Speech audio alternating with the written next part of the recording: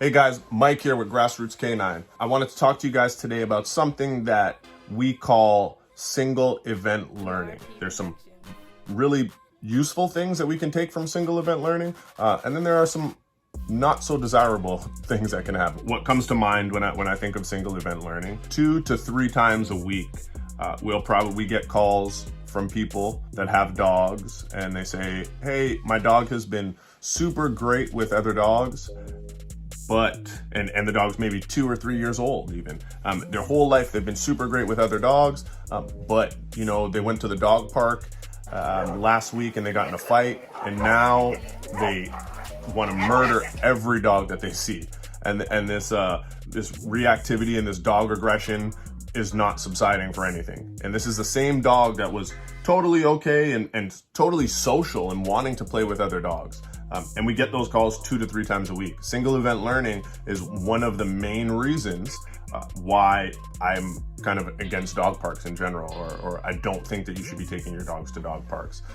What occurs with single event learning is that it's like a traumatic experience almost, in a sense, right? Like the dog has this single event that caused them to learn. Now we'll use the dog park example to learn that, hey, I actually don't trust other dogs. As much as I was okay and had thousands of positive interactions, this one negative interaction was so impactful that it's changed their whole mindset about these other dogs. And they say, you know what? Screw other dogs. I don't want them anywhere near me. And that's when that you know, those displays of aggression come, that reactivity, and even like beyond just displays, like these dogs actually will want to hurt the other dog. Like we just had 2 dogs here actually that live with each other, and they were 2 males, so it's already a pretty volatile situation. They were intact, but they were totally okay and social with each other their entire life.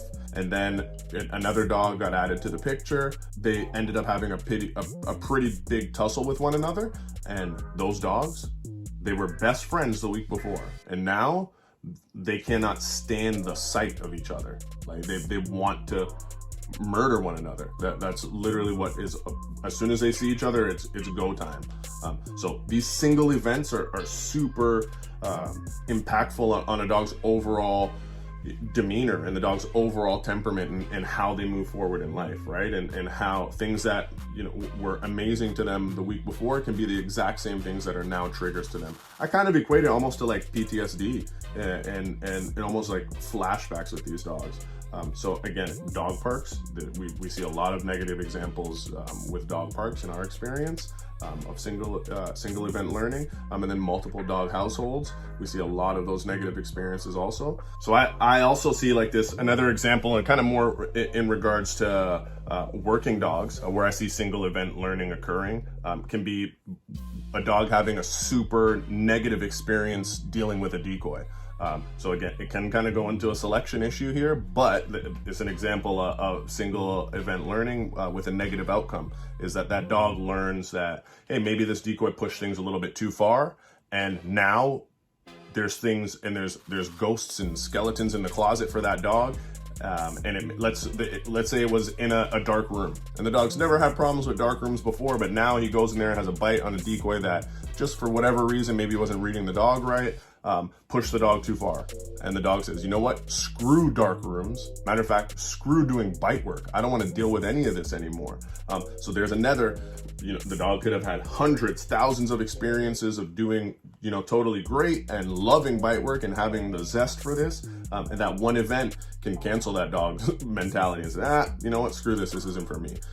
Again, these are really volatile situations, and that's why it's important that we're selective with who we work with and who we allow to work our dogs. Another working example would be, I spoke to a handler one time whose dog he was an awesome tracker. The dog would track amazing. He would do everything they needed to do until he went past a tree or a location where another male dog has marked, and the dog peed on the tree or something.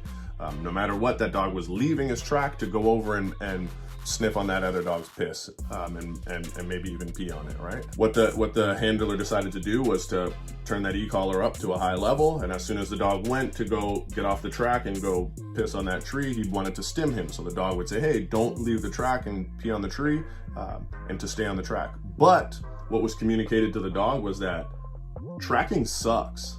I don't want to do this anymore. This isn't fun, right? So that dog then had a single event learning, and it was an amazing tracker and loved tracking before that. But because the communication system was off, the dog said, you know what, screw tracking. I'm not doing this anymore. So we had to go right back to the drawing board. So be aware of these single event learning, these events that cause this, right? Or we want to be cautious with how we're interacting and putting plans together for problem solving and just training in general.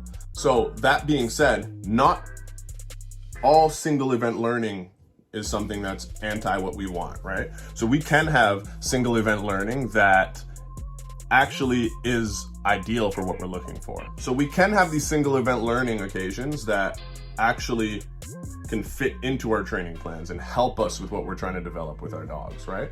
So an example that I can think of this would be counter surfing. So let's say a dog likes to jump up on your counter when no one's looking and steal a sandwich that you put out there.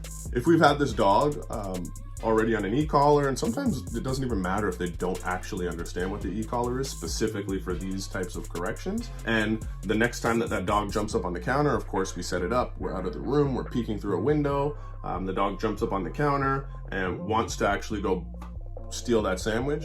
We make the sandwich taste like electricity, right? He gets a stim, a fairly high stim for whatever that dog's level, what he would consider a high stim. And in that moment, the dog learns, oh my God, don't jump on the counter and steal food ever again, right? Because that's a single event learning that we've applied in our training programs to fit what we're looking for, right? So there are plenty of examples of single event learning happening. Some of them are undesirable outcomes. Some of them are very desirable outcomes. But the first step is that we need to be aware that there are these occasions where this happens. And then we need to address it and plan accordingly to that. Thank you guys for tuning in. Please subscribe. I look forward to talking to you guys soon.